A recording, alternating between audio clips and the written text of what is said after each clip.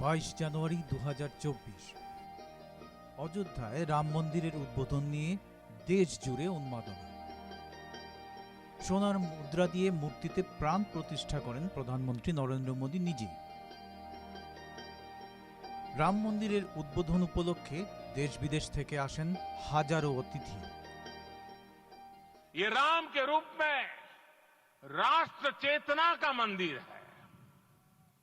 राम भारत की आस्था है, राम भारत का आधार है, राम भारत का विचार है, राम भारत का विधान है।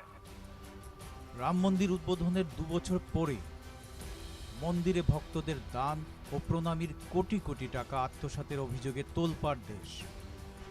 সিটের রিপোর্টের পরেই ভক্তদের কয়েক কোটি টাকা নগদ ও মূল্যবান সামগ্রী চুরির ঘটনায় গ্রেফতার রামশঙ্কর যাদব, রমাশঙ্কর মিশ্র, অনুকল্প মিশ্র, লবকুশ মিশ্র, অবিনাশ শুক্লা, মনীষ যাদব, সুভাষ শ্রীবাস্তব, করুণেশ পাণ্ডে।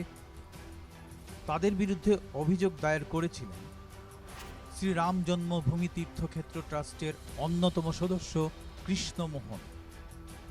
প্রণামীর টাকা চুরির ঘটনা সামনে আসতে পদত্যাগ করেছেন রাম জন্মভূমি ট্রাস্টের সাধারণ সম্পাদক চম্পত রায় ও সদস্য অনিল মিশ্র।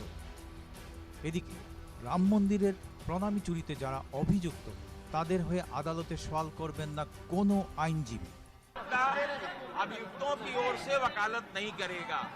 अगर अधिवक्ता वकालत करता है तो इस संघ में सहयोग की धनराशि में 5 लाख रुपए वो प्रत्येक नाम से जमा करेगा।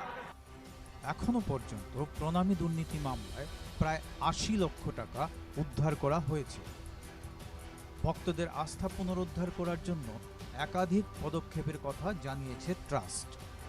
তদন্তের অগ্রগতি ও ট্রাস্টের পদক্ষেপ দুদিকেই নজর এখন ভক্তদের।